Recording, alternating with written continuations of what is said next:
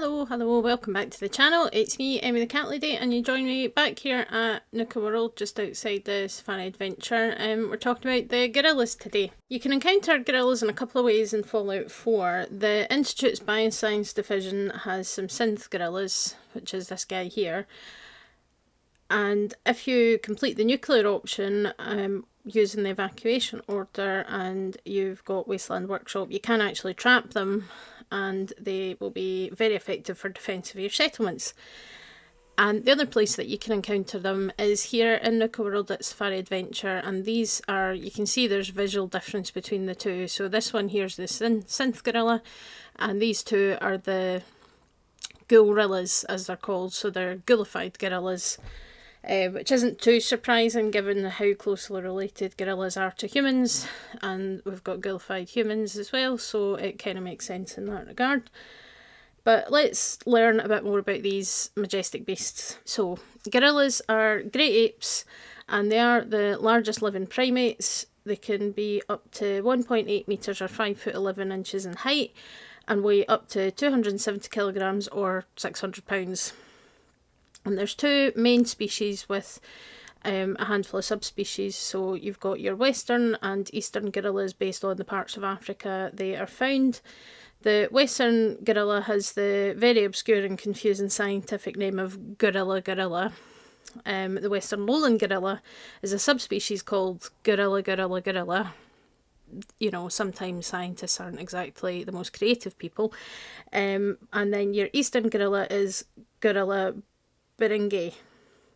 I think I'm pronouncing that right. It's a bit of a weird one.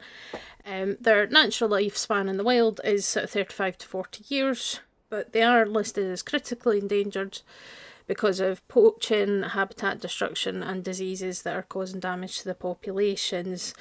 Zoo specimens can be expected to live about the same, but it's more likely that they'll live longer than that, and certainly over 50 years old isn't massively uncommon. And as I mentioned, they are a very close relative of humans.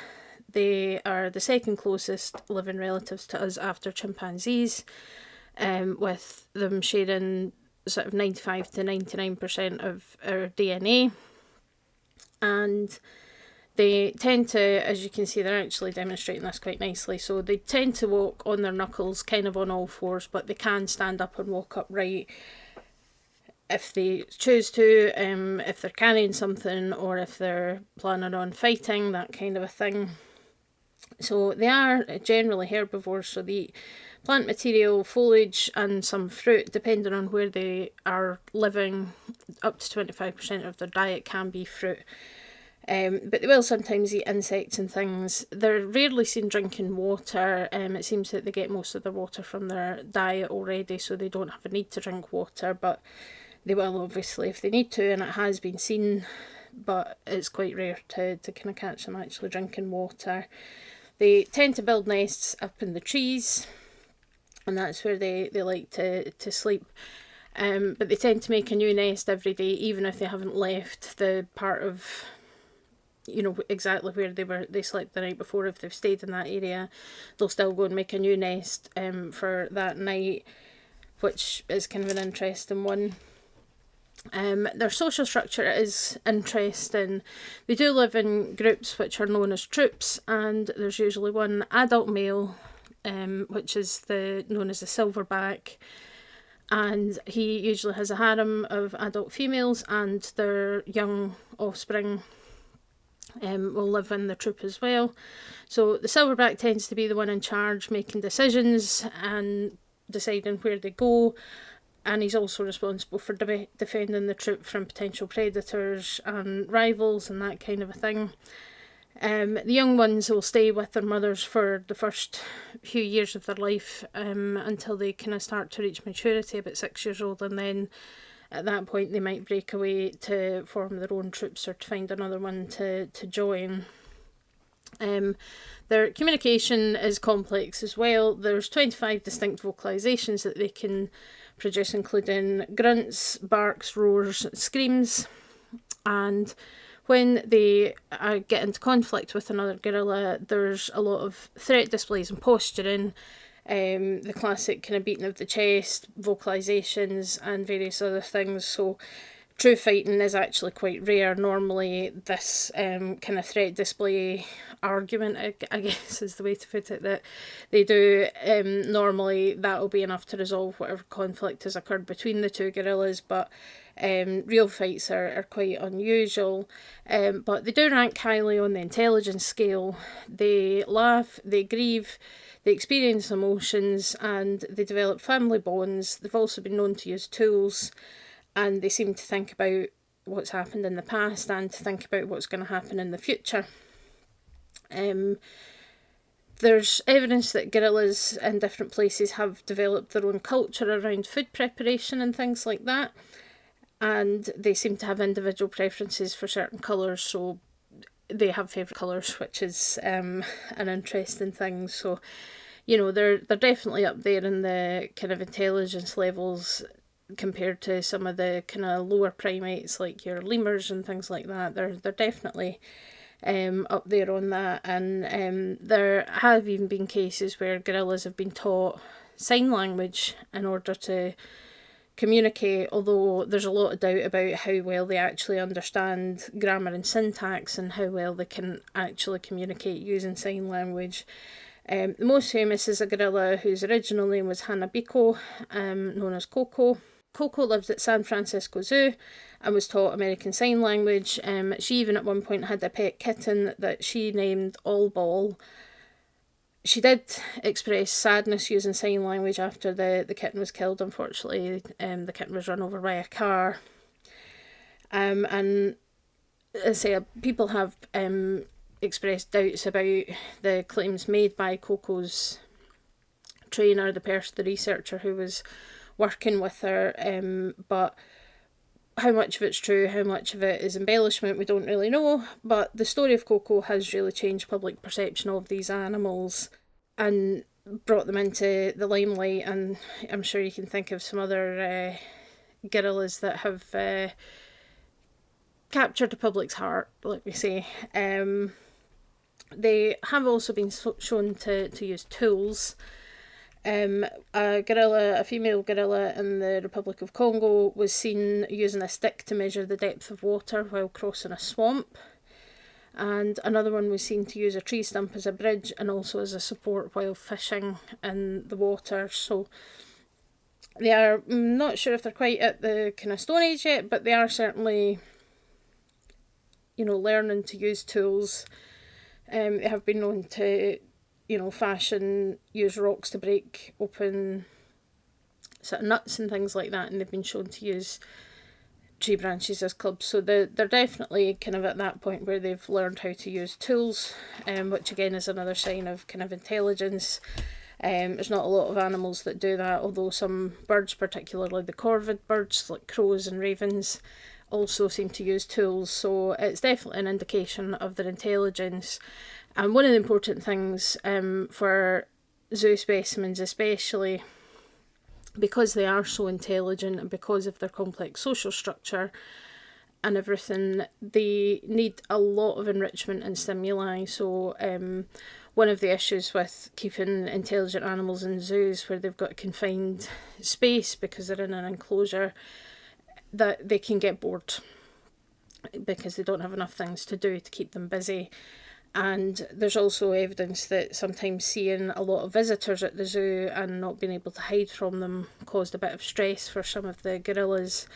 So having privacy from visitors so that they can go and hide away if they want to, as well as, you know, having things to do, so puzzle feeders and changing things around, giving them toys, giving them, you know, things to do, so that they're not just basically sitting and getting stared at by people all day, but they've got other things to kind of keep them occupied, because it is something that you see that the more intelligent a species is, the more they can get stressed during while they're living in zoo environments and things like that, if they don't have enough environmental enrichment. And it is something that is clearly very important for these guys, and a big part of that is going to be because of their level of intelligence. And of course, gorillas in pop culture have played a big role. There's been plenty of films made around them, that kind of thing. A lot of the kind of indigenous African people do have folklore based around gorillas. In a lot of media, they have been cast as the villains, particularly Planet of the Apes, where the gorillas form one of the main antagonists. You've got King Kong, which is, everybody knows that one, of the gorilla climbing up the Empire State Building. And of course we've got Tarzan, which is the most relevant to here. So Tarzan was an infant who was raised by apes. Sometimes it's gorillas, sometimes it's not. Sometimes it's a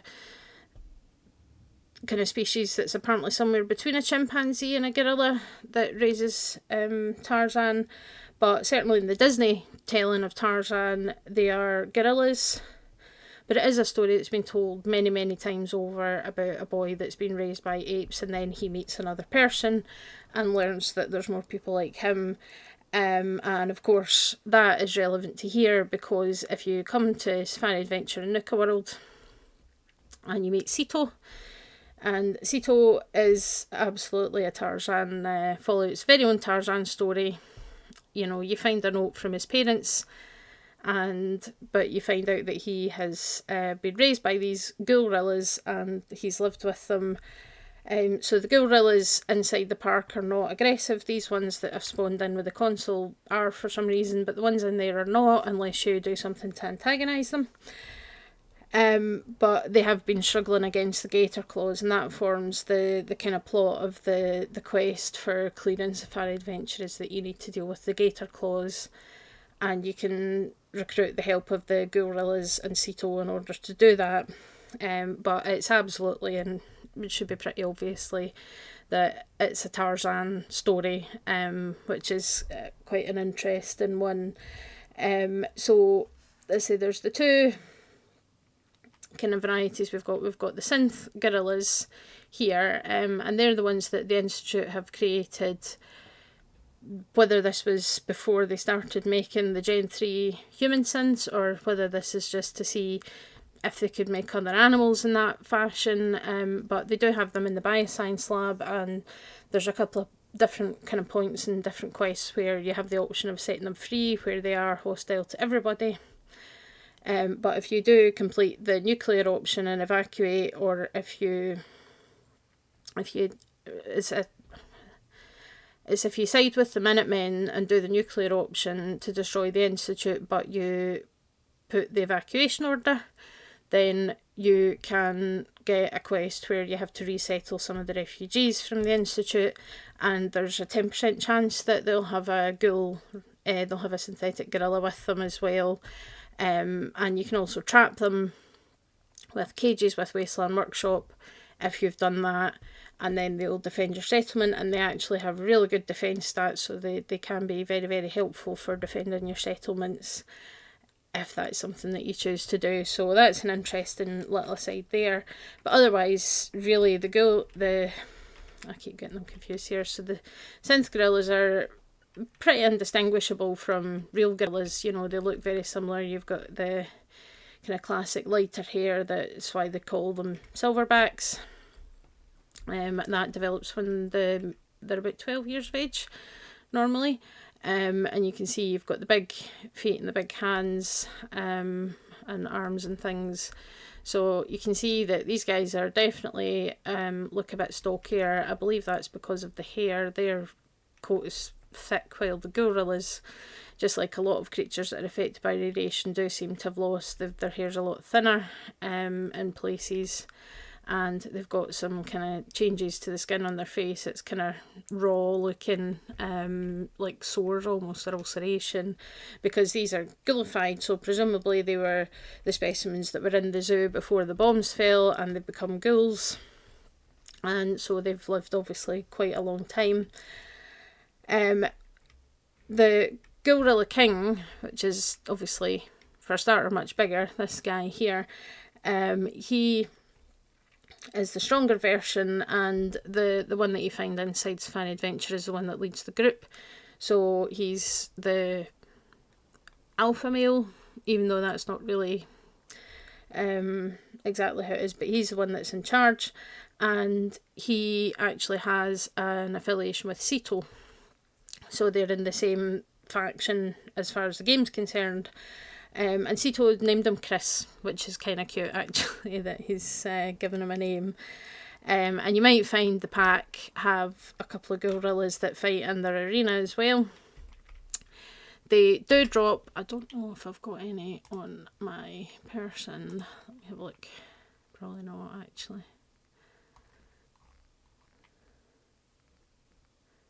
No, I don't. Okay. Right, sorry guys. Mindless violence. You feel kind of bad for that, but yeah, so we've got Ghoulrilla meat, and then we've got synthetic gorilla meat. So interestingly, that doesn't seem to be affected by the Wasteland Survival Guide that gives you double meat from kills. So that doesn't seem to be take effect with the synthetic gorillas. So there's an interesting little side. I didn't know that was a thing. But yeah, now we've got it. So synthetic gorilla meat gives you 30 HP. While the Ghoulrilla meat gives you 60 HP. Apparently no rads as well, which seems interesting that there's no rads. I mean, it would make sense for the synth one not to give rads, but the Ghoulrilla one doesn't either. But you can't cook them into anything, so you just have to eat it raw, which is not something that I would recommend. Let me say, eating primate meat raw is a very bad idea, because the closer a species is related to you, the higher the chances of diseases being passed from them to you as well. Something that was discussed during the food part of my Wasteland Survival Guides, and talking about cannibalism, because eating your own species, certainly for us, same problem. And one of the reasons for that is that something that people probably don't necessarily know. HIV actually came from eating what's called bush meat. So that's eating other primates, particularly chimpanzees, who have a virus called the simian immunodeficiency virus that doesn't actually really cause any illness in them, but it was passed on to humans from eating chimpanzees. So it's nothing to do with any other interactions with other primates that aren't human. It's down to eating them and not cooked properly, and then the virus got into humans, it evolved and became HIV, which is one of the reasons that it started off really in Africa and became so widespread in Africa, because a lot of people there would be eating bushmeat. And that's where HIV originally came from, and then once it got into humans, it evolved and it changed and it became the problem that it is today, although generally it's much more survivable now than it used to be because of advances in antiretroviral drug treatments and things like that. But that's something that's maybe important to know. Obviously not something that's included in the game, but in real life, absolutely would not recommend eating gorilla meat or chimpanzee meat, and especially not if it's not cooked, because that's how some potentially serious and deadly diseases get started. But yeah, it's an interesting thing, and it's something that I don't really see people talk about a lot. I learned it all from my university days, where I did 6 weeks during the summer working in the retrovirus research laboratory studying the feline immunodeficiency virus, which has a lot of similarities with the human version, and we were looking for potential targets for vaccinations against FIV, with the idea that potentially those same targets or similar targets could be used to create a vaccine for HIV. And while I was waiting for experiments to run and things, my supervisor, the PhD that I was working under, gave me a bunch of articles to read about FIV and about HIV and the source of it and things. So it's something that I kind of learned quite a lot about.